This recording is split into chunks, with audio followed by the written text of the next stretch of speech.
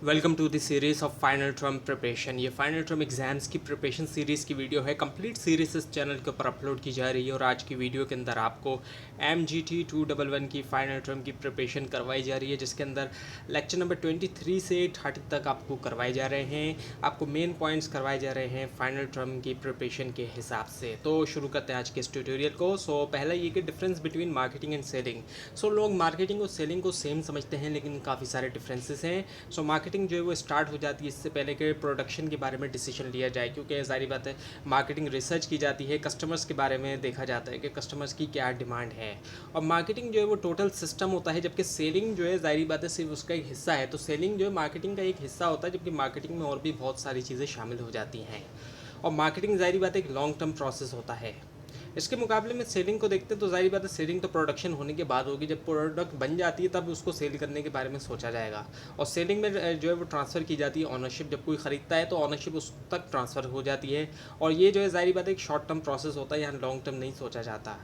और जो प्रोडक्ट्स हैं उसकी भी टाइप्स होती है। दो मेन टाइप्स हैं जो कि कंज्यूमर और इंडस्ट्रियल प्रोडक्ट होती हैं। कंज्यूमर प्रोडक्ट वो होती हैं जो कि कंज्यूम हो जाती हैं, इस्तेमाल हो जाती हैं कुछ बात यूज़ करने से। जैसे कि हम जो घरों में इस्तेमाल करते हैं, जैसे कि टी हो गई, सोप हो गया, टूथपेस्ट हो गया, शेविंग क्रीम, कुकिंग ऑयल वगैरह, ये तमाम चीज़ें आ जाती हैं। जबकि इंडस्ट्रियल प्रोडक्ट ऐसी होती है इंडस्ट्री के अंदर यूज़ किया जाता है, कमर्शियल पर्पज़ के लिए इसको इस्तेमाल किया जाता है। रॉ मटेरियल की अगर हम बात करें, मशीनों की हम बात करें, केमिकल्स का इस्तेमाल होता है, कंप्यूटर का यूज़ किया जाता है। इसके अलावा जो हार्डवेयर है कंप्यूटर के, जाहिर बात है, और सॉफ्टवेयर दोनों इसी के अंदर आ जाते हैं। कंप्यूटर के अंदर हार्डवेयर से मुराद जाहिर बात है उसके जो पार्ट्स हैं, जो फिज़िकल कंपोनेंट्स होते हैं, जैसे कि उसके जो कीबोर्ड, माउस वगैरह और मॉनिटर वगैरह आ जाते हैं। और सॉफ्टवेयर तो आप जानते हैं कि डिफरेंट सॉफ्टवेयर्स हैं, जैसे कि विंडोज़ वगैरह या फिर MS ऑफिस वगैरह, और भी डिफरेंट सॉफ्टवेयर्स का यूज़ किया जाता है।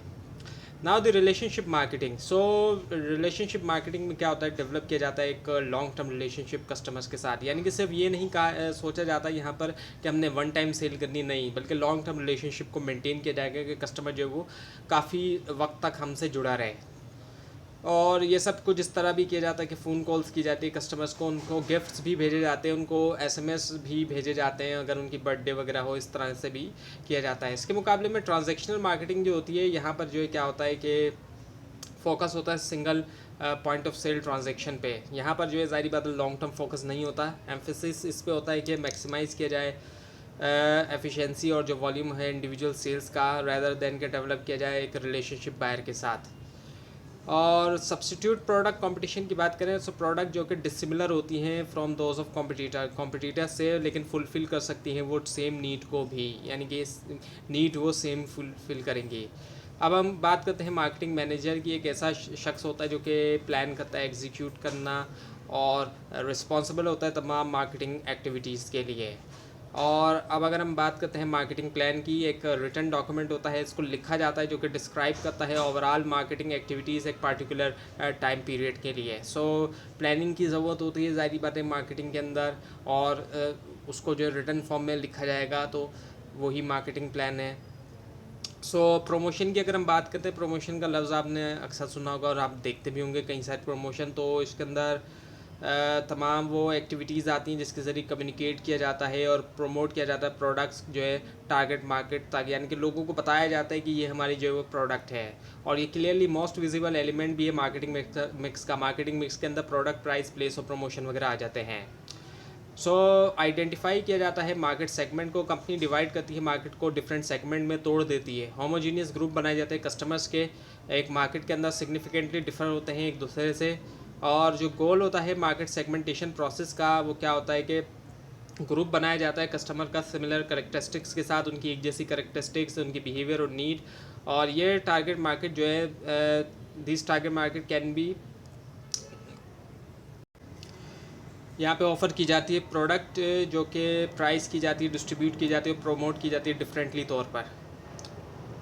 मार्केट रिसर्च की जाती है कस्टमर के बारे में जानने के लिए। एक ऐसा प्रोसेस होता है जो कि सिस्टमेटिक तौर पे गैदर किया जाता है, रिकॉर्ड किया जाता है, एनालाइज किया जाता है डेटा को, यानी कि एक पूरा सिस्टम के थ्रू ये सब किया जा रहा होता है। कस्टमर्स के बारे में किया जाता है, कॉम्पिटिटर्स के बारे में भी, मार्केट के बारे में भी। मार्केट रिसर्च के अंदर ना सिर्फ कस्टमर बल्कि कॉम्पिटिटर्स के बारे में भी देखा जाता है कि कौन कौन से कॉम्पिटिटर्स मौजूद हैं, और मार्केट की सूरत हाल भी देखी जाती है। मार्केट रिसर्च हेल्प कर सकती है बिज़नेस क्रिएट करने में, एक बिज़नेस प्लान लॉन्च करना कोई नई प्रोडक्ट या सर्विस, फाइन ट्यून करना एग्जिस्टिंग प्रोडक्ट और सर्विस को, क्योंकि कभी कभी क्या होता है कि फाइन ट्यून करने की ज़रूरत पड़ती है एग्जिस्टिंग प्रोडक्ट और सर्विस पर कुछ इश्यूज आते हैं तो फाइन ट्यून करना पड़ता है, और एक्सपेंड करना न्यू मार्केट में।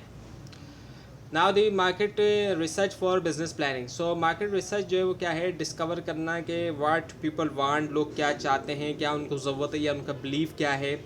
और इसमें ये भी शामिल हो सकता है कि डिस्कवर करना कैसे वो एक्ट करते हैं, और जब रिसर्च कंप्लीट हो जाती है इसको यूज़ किया जा सकता है डिटरमाइन करने के लिए कि कैसे टारगेट करेंगे आप अपनी स्पेसिफिक प्रोडक्ट को। मार्केट इन्फॉर्मेशन की बात करते हैं। So market information is making known the prices, prices का होना यानी कि जानना प्राइजेस का, जो डिफरेंट कमोडिटीज़ हैं मार्केट के अंदर जिनकी सप्लाई है और डिमांड है। सेगमेंटेशन की बात करें सो ये पहले भी आ चुका है, डिवाइड किया जाता है मार्केट या पॉपुलेशन को सब ग्रुप के अंदर, जहाँ पे सिमिलर मोटिवेशंस होती हैं, जो एक जैसे लोग होते हैं उनके अंदर डिवाइड कर दिया जाता है ग्रुप्स को। और कलेक्ट करना और एनालाइज करना डेटा। सो डेटा कलेक्शन यूजुअली तौर पर ट्रेन इंटरव्यूअर्स करते हैं जो इंटरव्यू लेते हैं, और जिनको एम्प्लॉय किया जाता है फील्ड डेटा कलेक्शन कंपनीज़ की तरफ से। वो कंपनीज़ उनको ज़ाहिर बात है एम्प्लॉयमेंट देती हैं, और चॉइस जो है वो की जाती है बिटवीन कलेक्टिंग करने की डेटा योर सेल्फ खुद से करना, और हायर करना एक एक्सटर्नल ऑफिसर जो कि स्पेशलाइज है, स्पेशलिस्ट होता है वो इंटरव्यू का। सो डेटा एनालिसिस की ज़रूरत होती है ताकि दिया जाए रॉ डेटा को कोई मीनिंग दी जाए, कोई मतलब दिया जाए। ऑब्जर्वेशन की अगर हम बात करते हैं तो मार्केट रिसर्च टेक्निक जिसमें इन्वॉल्व है सिंपली जो है वो वॉच करना, रिकॉर्ड करना कंज्यूमर बिहेवियर। यानी कि ऑब्जर्वेशन में क्या होता है कि पूछा नहीं जाएगा, देखा जाता है यहाँ पर कस्टमर्स को और ऑब्ज़र्व किया जाता है, ना कि उनसे पूछा जाए। और ये प्रोबेबली जो है ओल्डेस्ट फॉर्म है मार्केट रिसर्च की। और इलेक्ट्रॉनिक ज़ाहिर बात है यहाँ पे टूल्स भी ज़ाहिर बात है यूज़ किए जा सकते हैं। सो टूल्स के ज़रिए भी मैनेजर्स जो है वो देख सकते हैं।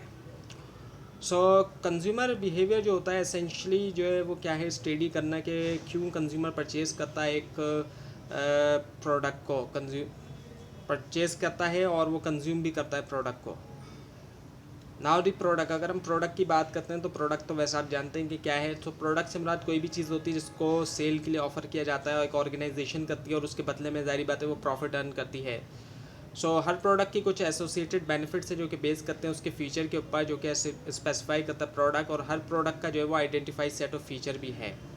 Now the forms of product, product की कुछ फॉर्म्स होती हैं, टेंजिबल फॉर्म होती हैं। सो ऐसी टेंजिबल की बात करें तो फिजिकली जिनको टच किया जा सकता है, स्मेल किया जा सकता है, और इनटेंजिबल से मुराद जिनको फिजिकली तौर पे हम टच नहीं कर सकते। क्लासिफिकेशन ऑफ प्रोडक्ट की अगर हम बात करें तो कंज्यूमर प्रोडक्ट्स होती हैं जो कि पीछे भी आपको बताया गया था, जो कि कंज्यूमर यूज़ करते हैं और फिनिश फॉर्म में अवेलेबल होती हैं। इंडस्ट्रियल प्रोडक्ट जो है वो दूसरी प्रोडक्ट्स के लिए यूज़ की जाती हैं उनको बनाने के लिए।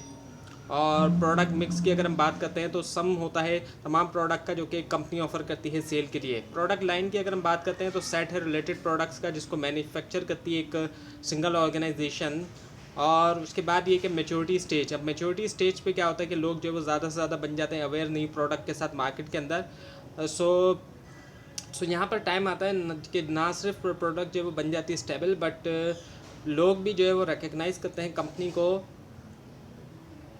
उस रेफरेंस के साथ पर्टिकुलर प्रोडक्ट्स के। ब्रांड्स की हम बात करते हैं, ब्रांड्स लोग यूज़ करते हैं। तो ब्रांड असल में है क्या, ब्रांड जो है वो एक सिंबल भी हो सकता है, एक साइन भी हो सकता है, एक टाइप ऑफ राइटिंग, एक कलर या डिज़ाइन, या इन तमाम चीज़ों का कॉम्बिनेशन भी जो कि डिफ्रेंशिएट करता है एक सेलर या कंपनी की प्रोडक्ट को दूसरी प्रोडक्ट से। अब लोग ब्रांड जो ख़रीदते हैं तो वो यही समझते हैं कि जो अगर हम एक ब्रांड ख़रीद रहे हैं तो इसमें कोई ना कोई चीज़ खासियत होगी जो दूसरी प्रोडक्ट्स के अंदर नहीं होगी, इसी वजह से लोग ब्रांड जो है वो बनाते हैं। और ब्रांड इक्विटी की हम बात करें तो ब्रांड इक्विटी जो है वो लॉयल्टी होती है कस्टमर्स की जो कि अटैच होते हैं एक प्रोडक्ट के साथ। जितने ज़्यादा वो अटैच होंगे उतनी ज़्यादा ब्रांड इक्विटी होगी। और पैकेजिंग और लेबलिंग की हम बात करते हैं तो पैकेजिंग क्या है, ड्रेस होता है प्रोडक्ट का, ज़ाहिर बात है पैकेट्स में जो प्रोडक्ट आप बाय करते हैं वो उसका पैकेट जो एक तरह से ड्रेस है उसका प्रोडक्ट का। सो डिज़ाइनिंग और जो मेकिंग है रैपर की, रैपर को जो बनाया जाता है वही पैकेजिंग के अंदर आया था। लेबलिंग की बात करें तो पैकेजिंग का वो हिस्सा होता है जहाँ पे नाम होता है प्रोडक्ट का, उसके कंटेंट और मैन्युफैक्चरर का नाम भी लिखा होता है। आप देखते हैं मेड बाय कंपनी का नाम भी लिखा होता है या फिर कंट्री का नाम भी लिखा होता है।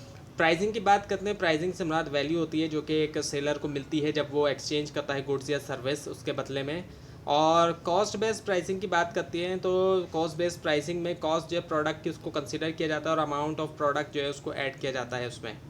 ब्रेक इवन एनालिसिस की बात करते हैं तो ये बताता है कि किस पॉइंट के ऊपर organisation no profit no loss में होगी, यानी कि यहाँ पर ना तो प्रॉफिट होगा ना लॉस होगा। सो फिक्स कॉस्ट जो है उसकी हम बात करें वो फिक्स रहती है, चाहे जितने नंबर्स ऑफ यूनिट प्रोड्यूस किए जाएँ, जैसे रेंट की मिसाल अगर हम लें। जबकि वेरिएबल कॉस्ट जो होती है वो वेरी करती है नंबर ऑफ यूनिट प्रोड्यूस के साथ। जैसे इलेक्ट्रिसिटी की हम बात करते हैं तो इलेक्ट्रिसिटी मशीन से अगर प्रोड्यूस की जा रही है तो जितना ज़्यादा प्रोडक्शन होगी तो उतनी ज़्यादा इलेक्ट्रिसिटी भी कंज्यूम होगी। और टोटल कॉस्ट की हम बात करते हैं तो उसके अंदर फिक्स कॉस्ट और वेरिएबल कॉस्ट दोनों आ जाते हैं। और प्राइस स्कीमिंग, अब जब प्रोडक्ट को इंट्रोड्यूस करवाया जाता है वहाँ पे प्राइस स्कीमिंग और प्राइस पेनिट्रेशन कराई जाती है। सो प्राइस स्कीमिंग में क्या होता है कि हायर प्राइस चार्ज किए जाते हैं शुरू के अंदर। और इसके फिर फ़ायदे क्या होते हैं कि अगर कुछ मिस्टेक्स हो गई हैं कैलकुलेट करने में, हम प्राइस ज़्यादा चार्ज करने थे कम कर रहे हैं तो वो भी एब्जॉर्ब हो जाएंगे क्योंकि हम वैसे ही प्राइस ज़्यादा सेट किए हुए हैं। और कस्टमर जो है वो कभी कभी क्या होता है कि वो समझता है कि ज़्यादा प्राइस वाली प्रोडक्ट है तो वो अच्छी होगी, ये भी होता है। पेनिट्रेशन प्राइसिंग में जो है ज़ाहिर बात है कम प्राइस जो है वो चार्ज किया जाता है मार्केट एक्सपेक्टेशन के मुकाबले में, और इसका फ़ायदा ये होता है कि ज़्यादा मार्केट शेयर हो जाता है, सेल ज़्यादा तेज़ी से होती है। और प्राइसिंग जो है वो डिपेंड करती है ऑब्जेक्टिव के ऊपर भी कि ऑर्गेनाइजेशन क्या हासिल करना चाहती है, उसके मकासद क्या हैं। So pricing fix price versus dynamic price, fix price जो है वो में क्या होता है कि कांस्टेंट रहते हैं, वो चेंज नहीं होते कि स्पेसिफिक पीरियड के अंदर। और फिक्स प्राइसिंग मेथड के अंदर हम कंसिडर नहीं करते टाइप ऑफ कस्टमर, जो भी तरह का कस्टमर है उसको हम हर तरह के कस्टमर को एक ही प्राइस पे बेच रहे होते हैं हर तरह की कम्युनिटी में, और location of the cell point, यानी कि कहीं भी हमारे प्राइस जो है वो वेरी नहीं करते। जबकि डायनामिक प्राइसिंग में क्या होता है कि प्राइस वेरी करते हैं customer to customer, price discrimination भी हो सकता है। और मार्केट टू मार्केट भी, एक कस्टमर को किसी और प्राइस पे दूसरे को किसी और प्राइस पे, एक मार्केट में कुछ प्राइस दूसरी मार्केट में कुछ प्राइस। एजेंट्स एंड ब्रोकर्स की हम बात करते हैं। सो इंडिपेंडेंट इंटरमीडियरी होते हैं जो यूजुअली रिप्रेजेंट करते हैं बहुत से मैन्युफैक्चरर और सेलर्स को, कि वो सेल्स किया जाए होलसेलर या रिटेलर को, प्रोवाइड करते हैं वाइड रेंज ऑफ सर्विस जिसके अंदर शेल्फ है, डिस्प्ले करना, मर्चेंडाइज और एडवर्टाइजिंग लेआउट है, और ये मिडिल मैन का काम कर रहे होते हैं। सो होलसेलिंग की हम बात करते हैं तो होलसेलिंग में प्राइमरीली तौर पे ज़ाहिर बात है ये सेल करते हैं रिटेलर्स को। वैसे कोई कंज्यूमर भी बाय कर सकता है ज़्यादा बल्क क्वांटिटी में अगर बाय करना चाहे, लेकिन प्राइमरीली तौर पे रिटेलर्स को ही ये सप्लाई करते हैं। और वैरायटी ऑफ सर्विस भी प्रोवाइड करते हैं कस्टमर्स को जो इनसे बाय कर रहे हैं गुड्स या सर्विसेज। सो मर्चेंट होलसेलर होते हैं जो कि इंडिपेंडेंट होलसेलर होते हैं, जो कि लेते हैं लीगल पोजीशन गुड्स का जो कि प्रोड्यूस किया जाता है वैरायटी ऑफ मैन्युफैक्चरर की तरफ से, फिर रीसेल करते हैं उसको दूसरे बिजनेसेस को, और ये प्रोवाइड करते हैं स्टोरेज भी और डिलीवरी भी। और डिस्ट्रीब्यूशन स्ट्रेटजीज़ की बात करें सो डिस्ट्रीब्यूशन स्ट्रेटजी कंपनी का ओवरऑल प्लान होता है मूव करने के लिए प्रोडक्ट्स जो है बायर्स तक, और ये प्ले करता है मेजर रोल कंपनी की सक्सेस में भी। और जो एक पार्ट है स्ट्रेटजी का वो क्या है, चूज़ करना है appropriate market coverage, depends primarily तौर पे करता है वो टाइप ऑफ प्रोडक्ट है, जैसे कि कन्वीनियंस गुड जो है रिक्वायर करता है डिफरेंट स्ट्रेटजीज जो है ऑर्गेनाइजेशनल सप्लाईज से। इंटेंसिव डिस्ट्रीब्यूशन की हम बात करते हैं तो जहाँ पर मार्केट जो है वो सैचुरेट होती है एक प्रोडक्ट के साथ, ऑलमोस्ट सर्टेनली जो है वो ज़रूरत होती है एक लॉन्ग डिस्ट्रीब्यूशन चैनल की, नॉर्मली यूज़ होती है लो कॉस्ट कंज्यूमर गुड्स के लिए वाइड स्प्रेड अपील के साथ, जैसे कि कैंडी और मैगजीन्स। सो एक्सक्लूसिव डिस्ट्रीब्यूशन की बात करें तो ये लिमिट लगा देती है ज़ाहिर बात है, जो नंबर ऑफ आउटलेट होते हैं आइटम के लिए एक पर्टिकुलर जोग्राफिक एरिया में, और इसको अक्सर यूज़ किया जाता है एक्सपेंसिव स्पेशलिटी या टेक्निकल प्रोडक्ट्स के लिए, जैसे कि जैगुआर ऑटोमोबाइल है या फिर रोलेक्स की वॉचेस वगैरह हो गई, वहाँ यूज़ किया जाता है। और सिलेक्टिव डिस्ट्रीब्यूशन जो होती है यहाँ पर लिमिटेड नंबर ऑफ आउटलेट्स होती हैं, और ये जो है बेटर वर्क करती है शिपिंग गुड्स के लिए, जो कि बायर जो क्या करता है कंपेयर करना चाहता है फीचर्स के लिए और प्राइसेस के लिए। एग्जांपल की बात किया तो फैशंस और जो अप्लाइंसेस की प्रोडक्ट होती हैं वो इसमें आ जाती हैं।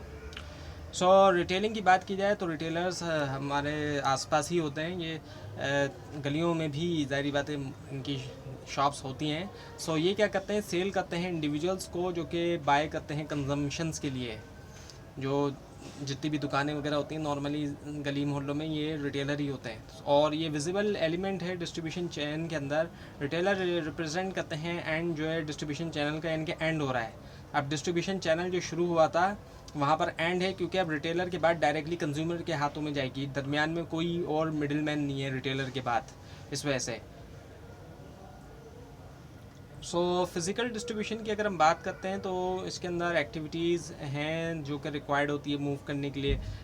फिनिश प्रोडक्ट्स जो है एक प्रोड्यूसर से, कंपनी से, मैन्युफैक्चरर से कंज्यूमर तक। और ये कॉम्प्लेक्स स्ट्रेटेजिक एक्टिविटीज़ होती है जिसकी बहुत सी ट्रेड ऑफ होती है, जिसका इफेक्ट होता है ऑर्गेनाइजेशंस के ऊपर और प्रॉफिट के ऊपर। तो ये थी आज की वीडियो। आपको इस बारे में कोई क्वेश्चन है, खासतौर पर इसमें कोई मिस्टेक दिखाई दे ज़रूर हाईलाइट कीजिए। और इस पूरी सीरीज़ को देखने के लिए और फाइनल टर्म एग्जाम्स की प्रिपरेशन के लिए इस चैनल को सब्सक्राइब कीजिए, बेल आइकन के ऊपर क्लिक कीजिए। Thanks for watching this video and best of luck for your exams.